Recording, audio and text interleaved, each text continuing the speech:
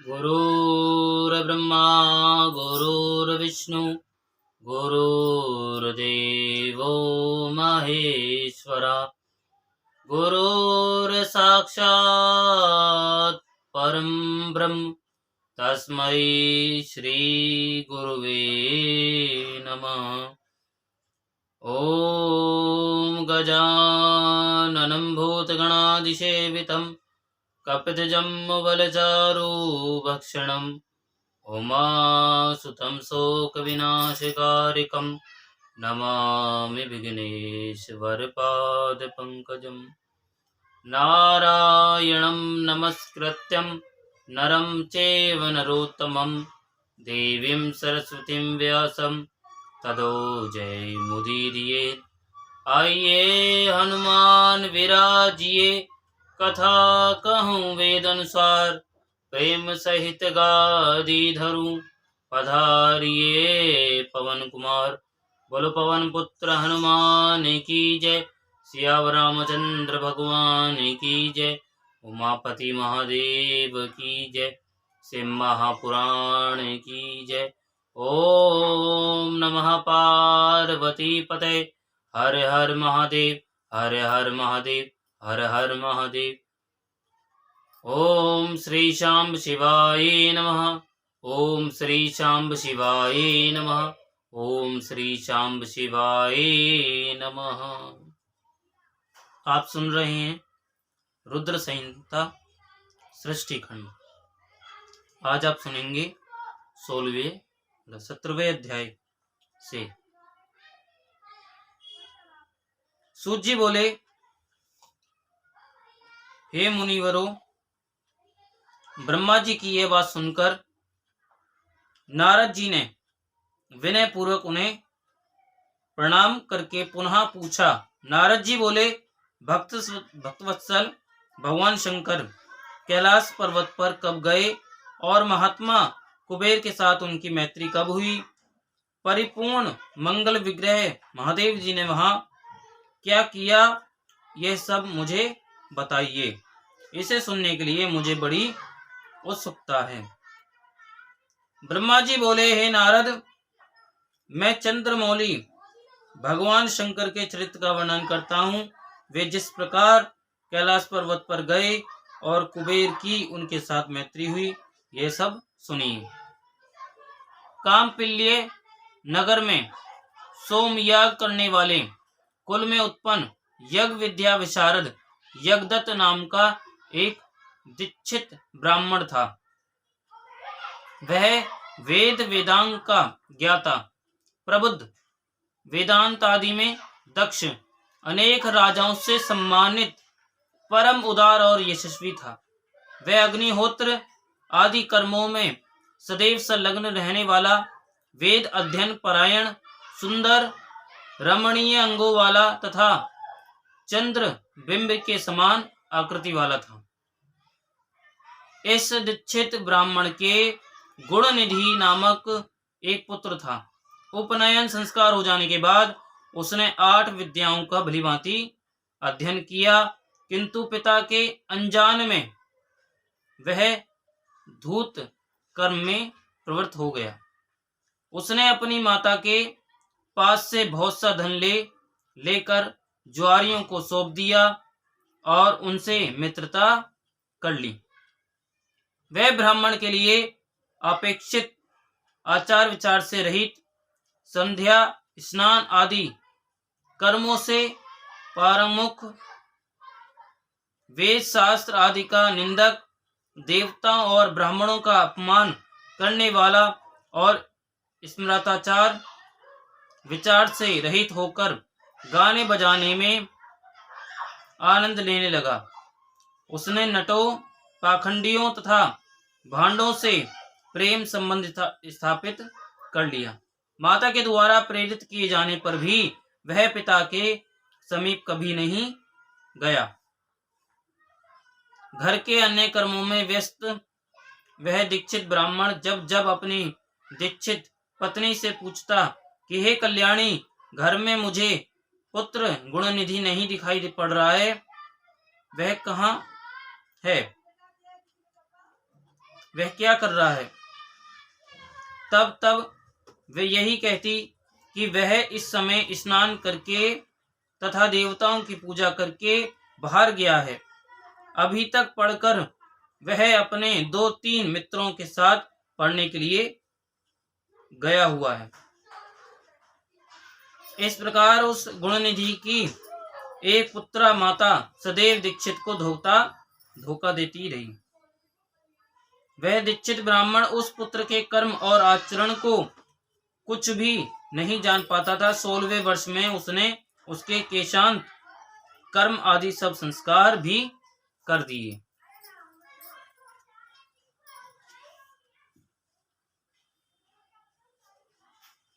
इसके पश्चात उस दीक्षित यज्ञदत्त ने ग्रह सूत्र में कहे गए विधान के अनुसार अपने उस पुत्र का पाणी ग्रहण संस्कार भी कर दिया। हे नारद, स्नेह से आर्द्र हृदय वाली उसकी माता पास में बैठाकर मृदु भाषण में उस पुत्र गुणनिधि को प्रतिदिन समझाती थी कि हे पुत्र,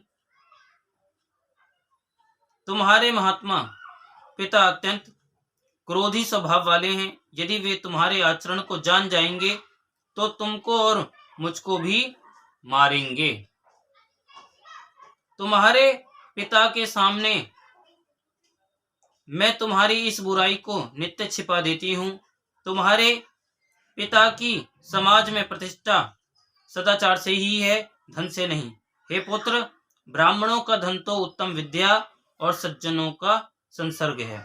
तुम प्रसन्न मन होकर अपनी रुचि उनमें क्यों नहीं लगा रहे हो। तुम्हारे पिता में आदि पूर्वज सुयोग्य श्रोत्रिय वेद विद्या में पारंगत विद्वान दीक्षित सोमयाज्ञिक ब्राह्मण हैं।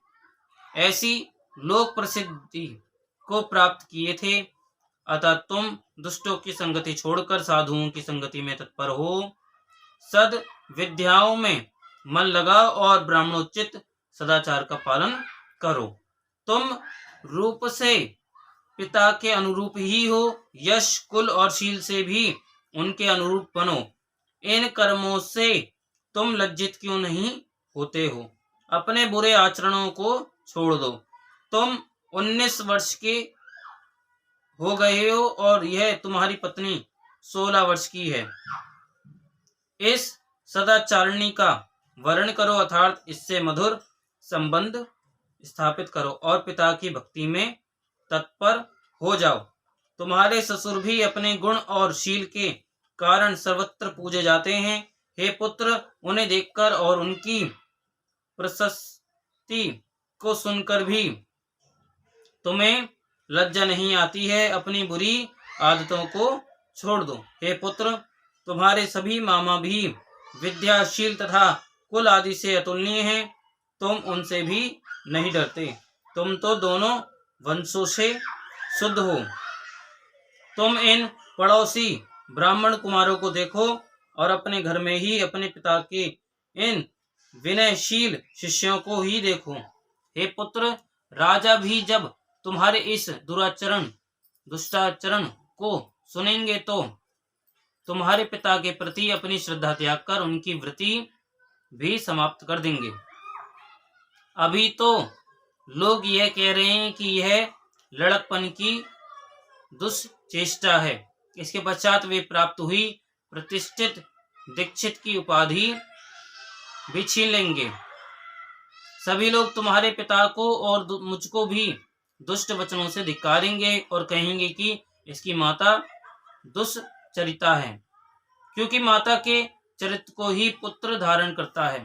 तुम्हारे पिता पापी नहीं हैं, वे तो श्रुति स्मृतियों के पथ पर अनुगमन करने वाले हैं। उन्हीं के चरणों में मेरा मन लगा रहता है, जिसके साक्षात भगवान सदाशिव हैं। मैंने ऋतु समय में किसी दुष्ट का मुख भी नहीं देखा जिसका तुम्हारे ऊपर प्रभाव पड़ गया हो। अरे, वह विधाता ही बलवान है, जिसके कारण तुम्हारे जैसा पुत्र उत्पन्न हुआ है। माता के द्वारा इस प्रकार हर समय समझाए जाने पर भी उस अत्यंत दुष्ट बुद्धि वाले ने अपने उस दुष्कर्म का परित्याग नहीं किया, क्योंकि व्यसन प्राप्त प्राणी दुर्बोध होता है। मृग्या, मग, पेशुन्य, असत्य भाषण, चोरी, धूत और वैश्यागमन आदि इन व्यसनों से कौन खंडित नहीं हो जाता है। वह दुष्ट जो संदूक, वस्त्र आदि वस्तुओं को घर में देखता, उन वस्तुओं को ले जाकर जुआरियों को सौंप देता था। एक बार घर में पिता के हाथ की एक रत्न जड़ित अंगूठी रखी थी, उसे चुरा करके उसने किसी जुआरी के हाथ में दे दिया। संयोग से दीक्षित ने किसी जुआरी के हाथ में उस अंगूठी को देख लिया और उससे पूछा कि तुम्हें यह अंगूठी कहाँ से प्राप्त हुई है। उस दीक्षित के द्वारा बार बार कठोरता से पूछे जाने पर भी उस जुआरी ने कहा, हे ब्राह्मण, आप जोर जोर से मुझ पर क्यों आक्षेप कर रहे हैं? क्या मैंने इसे चोरी से प्राप्त किया है? आपके पुत्र ने ही मुद्रा लेकर इसको मुझे दिया है। इसके पहले भी मेरे द्वारा जुए में जीत लिए जाने पर उसने अपनी माता की साड़ी भी चुराकर मुझे दी है। उसने मात्र मुझको ही यह अंगूठी नहीं दी है, अपितु अन्य जुआरियों को भी उसने बहुत सा धन दिया है। रत्नों की संदूक, रेशमी वस्त्र, सोने की झारी आदि वस्तुएं, अच्छे अच्छे कांसे और तांबे के पात्र भी उसने दिए हैं। जुआरी लोग उसे प्रतिदिन नग्न करके बांधते रहते हैं। इस भूमंडल पर उसके समान कोई दूसरा जुआरी नहीं है। हे विप्र, आज तक आप जुआरियों में अग्रणी और अविनय तथा अनीति में प्रवीण अपने पुत्र को क्यों जान नहीं सके? ऐसा सुनकर लज्जा के भार से उस ब्राह्मण का सिर झुक गया और अपने सिर को वस्त्र से ढककर वह अपने घर चला आया। तदंतर वह श्रोत कर्मपरायण दीक्षित यज्ञदत्त अपनी महान पतिव्रता पत्नी से कहने लगा। यज्ञदत्त बोला, हे दीक्षितायनी, धूर्त पुत्र गुणनिधि कहाँ है? कहीं भी बैठा हो, उससे क्या लाभ है? वह मेरी सुंदर सी अंगूठी कहाँ है? तुमने मेरे शरीर में तेल उपटन आदि लगाने के समय मेरी उंगली से जिसको निकाल लिया था, उस रतन जड़ित अंगूठी को लाकर शीघ्र ही मुझे दे दो। उसके इस वचन को सुनकर वह दीक्षितायनी भयभीत हो उठी और बोली, इस समय मैं मध्याह्न काल की स्नान क्रियाओं को संपन्न कर रही हूँ। देव पूजा के लिए अर्पित की जाने वाली सामग्रियों को एकत्रित करने में मैं व्याकुल हूँ। हे अतिथि प्रिय, यह अतिथियों का समय कहीं अतिक्रमण न कर जाए, इसलिए मैं भोजन बनाने में व्यस्त हूँ। मैंने किसी पात्र में अंगूठी को रख दिया है, अभी याद नहीं आ रहा है। दीक्षित बोला, अरे दुष्ट पुत्र को उत्पन्न करने वाली, हे सदा सच बोलने वाली, मैंने जब जब तुझसे यह पूछा कि पुत्र कहाँ गया है, तब तब तूने यही कहा, हे नाथ, अभी पढ़कर वह अपने 2-3 मित्रों के साथ पुनः पढ़ने के लिए बाहर चला गया है। हे पत्नी, तुम्हारी वह मंजीठी रंग की साड़ी कहाँ है, जिसको मैंने तुम्हें दिया था और जो घर में रोज टंगी रहती थी? सच सच बताओ, डरो मत। मणि जड़ित वह सोने की झारी भी इस समय नहीं दिखाई दे रही है, और ना तो वह रेशमी त्रिपटी दुपट्टा ही दिखाई दे रही है, जिसको रखने के लिए तुम्हें मैंने दिया था। दक्षिण देश में बनने वाला वह कांसे का पात्र और गौड़ देश में बनने वाली वह तांबे की घटी कहाँ है?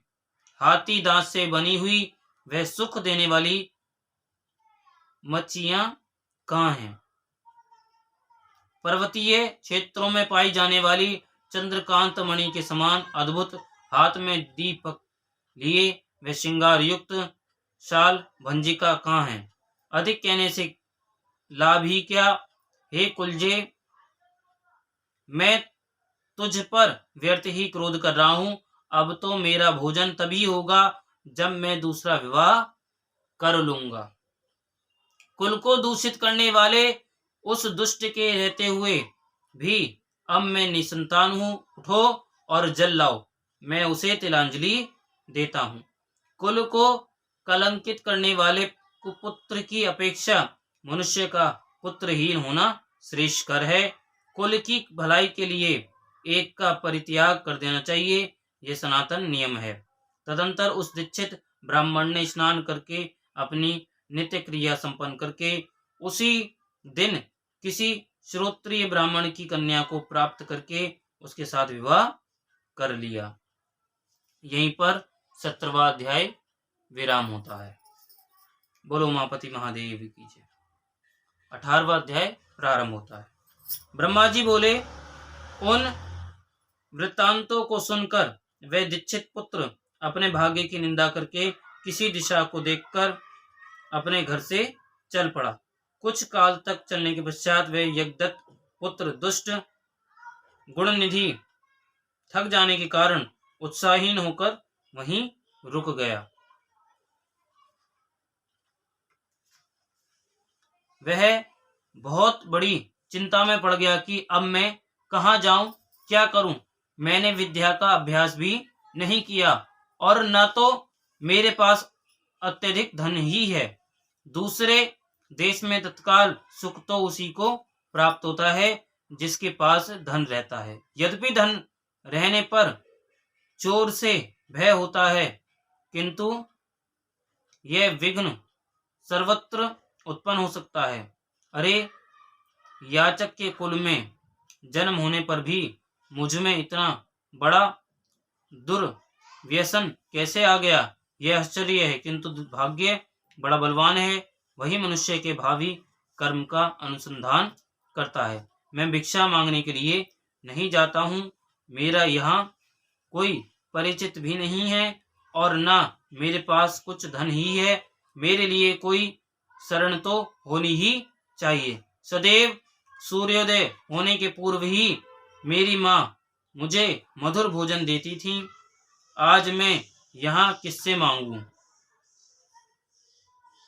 मेरी माता भी तो यहाँ नहीं है। ब्रह्मा जी बोले कि हे नारद, इस प्रकार बहुत सी चिंता करते हुए वृक्ष के नीचे बैठे बैठे वह अत्यधिक दीनहीन हो उठा। इतने में सूर्य अस्ताचल को चला गया। इसी समय कोई शिव भक्त मनुष्य अनेक प्रकार की परम दिव्य पूजा सामग्रियां लेकर शिवरात्रि के दिन उपवास पूर्वक महेश्वर की पूजा करने के लिए अपने परिवारजनों के साथ नगर से बाहर निकला। शिवजी में रत चित्त वाले उस भक्त ने शिवालय में प्रवेश करके सावधान मन से यथोचित रूप से शंकर की पूजा की। भगवान शिव के लिए लगाए गए नैवेद्य के पकवानों की गंध को सूंघकर पिता के द्वारा परित्यक्त मात्रहीन तथा भूख से व्याकुल यज्ञदत्त का पुत्र वह ब्राह्मण गुणनिधि उसके पास पहुंचा। उसने सोचा कि ये सभी शिव भक्त जब रात्रि में सो जाएंगे तब मैं शिव पर चढ़ाए गए इस विविध निवेद को भाग्यवश प्राप्त करूंगा। ऐसी आशा करके वह भगवान शंकर के द्वार पर बैठ गया और उस भक्त के द्वारा की गई महापूजा को देखने लगा। भक्त लोग जिस समय भगवान शिव के सामने नृत्य गीत आदि करके सो गए, उसी समय वह निवेद को लेने के लिए भगवान शिव के मंदिर में घुस गया। वहां पर जल रहे दीप के प्रकाश को मंद देखकर पकवानों को देखने के लिए उसने अपने उत्तरीय वस्त्र को फाड़ करके बत्ती बनाकर दीप को प्रकाशित कर यज्ञदत्त के उस पुत्र ने आदरपूर्वक शिव के लिए लगाए गए बहुत से पकवानों के नैवेद्य को एकाएक सहर्ष उठा लिया। इसके बाद उस पकवान को लेकर शीघ्र ही बाहर जाते हुए उसके पैर के आघात से कोई सोया हुआ व्यक्ति जग उठा। शीघ्रता करने वाला यह कौन है? कौन है? इसे पकड़ो। इस प्रकार भय युक्त ऊंची वाणी में वह व्यक्ति चिल्लाने लगा। भय वश वह ब्राह्मण जब भाग रहा था, उसी समय वहां पुर रक्षकों ने पहुंचकर उसे मारा, जिससे वह अंधा होकर तत्काल मर गया। हे मुने, यज्ञदत्त के उस पुत्र ने निश्चित शिव की ही कृपा से निवेद को खा लिया था, न कि अपने भावी पुण्य फल के प्रभाव से। इसके पश्चात उस मरे हुए ब्राह्मण को यमलोक ले जाने के लिए पाश मुदगर हाथ में लिए हुए यम के भयंकर दूत वहां आकर उसे बांधने लगे। इतने में ही छोटी छोटी घंटियों से युक्त आभूषण धारण किए हुए और हाथ में त्रिशूल से युक्त हो शिव के पार्षद दिव्य विमान लेकर उसे ले जाने के लिए आ गए। शिवगण बोले, हे यमराज के गणों, इस परम धार्मिक ब्राह्मण को छोड़ दो। यह ब्राह्मण दंड के योग्य नहीं है। इसके समस्त पाप भस्म हो चुके हैं। इसके अनंतर शिव पार्षदों के वचन सुनकर यमराज के गण आश्चर्यचकित हो गए और महादेव जी के गणों से कहने लगे, शंभु के गणों को देखकर डरे हुए तथा प्रणाम करते हुए यमराज के दूतों ने इस प्रकार कहा, हे गणों, यह ब्राह्मण तो दुराचारी था। यम गण बोले, कुल की मर्यादा का उल्लंघन करके यह माता पिता की आज्ञा से परामुख, सत्य सोच से परिभ्रष्ट और संध्या तथा स्नान से रहित था। यदि इसके अन्य कर्मों को छोड़ भी दिया जाए तो भी इसने शिव के निर्माल्य चढ़ाए गए निवेद का लंघन किया है, अर्थात चोरी की है। इसके इस हे कर्म को आप सब स्वयं देख लें। आप जैसे लोगों के लिए यह स्पर्श के योग्य भी नहीं है। जो शिव निर्माल्य को खाने वाले, शिव निर्माल्य की चोरी करने वाले और शिव निर्माल्य को देने वाले हैं, उनका स्पर्श अवश्य ही पाप कारक होता है। विष को जानबूझकर पी लेना श्रेष्ठकर है और अछूत का स्पर्श कर लेना भी अति उत्तम है, किंतु कंठगत प्राण होने पर भी शिव निर्माल्य का सेवन उचित नहीं है। धर्म के विषय में आप सब जिस प्रकार प्रमाण हैं, वैसे हम लोग नहीं हैं। हे शिवगण, सुनिए, यदि इसमें धर्म का लेश मात्र भी हो तो हम सब उसे सुनना चाहते हैं। यम के दूतों की इस बात को सुनकर शिव के पार्षद भगवान शिव के चरण कमल का स्मरण करके कहने लगे। शिव के सेवक बोले, हे यम किंकरो, जो सूक्ष्म शिव धर्म हैं, जिन्हें सूक्ष्म दृष्टि वाले ही जान सकते हैं, उन्हें आप सदृश स्थूल दृष्टि वाले कैसे जान सकते हैं। हे यमदूतों, पाप रहित इस यज्ञदत्त पुत्र ने यहाँ पर जो पुण्य कर्म किया है उसे सावधान होकर सुनो। इसने शिवलिंग के शिखर पर पड़ रही दीप की छाया को दूर किया और अपने उत्तरीय वस्त्र को फाड़कर उससे दीप की वृत्तिका बनाई और फिर उसे दीपक को पुनः जलाकर उस रात्रि में शिव के लिए प्रकाश किया। हे किंकरो, इसने उस कर्म के अतिरिक्त अन्य भी पुण्य कर्म किया है। शिव पूजा के प्रसंग में इसने शिव के नामों का श्रवण किया और स्वयं उनके नामों का उच्चारण भी किया है। भक्त के द्वारा विधिवत की जा रही पूजा को इसने उपवास रखकर बड़े ही मनोयोग से देखा है। अतः इन पुण्य के प्रभाव से आज ही हम लोगों के साथ शिवलोक को जाएगा। वहां शिव का अनुगामी बनकर यह कुछ समय तक उत्तम भोगों को भोग करेगा। तत्पश्चात अपने पाप रूपी मैल को धोकर यह कलिंग देश का राजा बनेगा, क्योंकि यह श्रेष्ठ ब्राह्मण निश्चित ही शिव का प्रिय हो गया है। हे यमदूतों, अब इसके विषय में कुछ कहने की आवश्यकता नहीं है। तुम लोग जैसे आए हो वैसे ही अति प्रसन्न मन से अपने लोक को चले जाओ। ब्रह्मा जी बोले, हे मुनीश्वर, उनके वाक्य को सुनकर परामुख हुए समस्त यमदूत अपने लोक को लौट गए। हे मुने, गणों ने यमराज से गुण निधि के उस संपूर्ण वृत्तांत का निवेदन किया और शिव दूतों ने उनसे जो कहा था वे समाचार आरंभ से उन्हें सुना दिया। धर्मराज बोले, हे गणों, तुम सावधान होकर सुनो। जैसा आदेश दे रहा हूं वैसा ही प्रेम पूर्वक तुम लोग करो। हे गणों, इस संसार में जो श्वेत भस्म से त्रिपुंड धारण करते हैं उन सभी को छोड़ देना और यहाँ पर कभी मत लाना। हे गणों, जो श्वेत भस्म से शरीर में उद्धूलन करते हैं उन सबको तुम लोग छोड़ देना और यहाँ कभी मत लाना। इस संसार में जिस किसी भी कारण से जो शिव का वेश धारण करने वाले हैं उन सभी लोगों को भी छोड़ देना और यहाँ कभी मत लाना। इस जगत में जो रुद्राक्ष धारण करने वाले हैं या सिर पर जटा धारण करते हैं उन सबको तुम लोग छोड़ देना और यहाँ कभी मत लाना।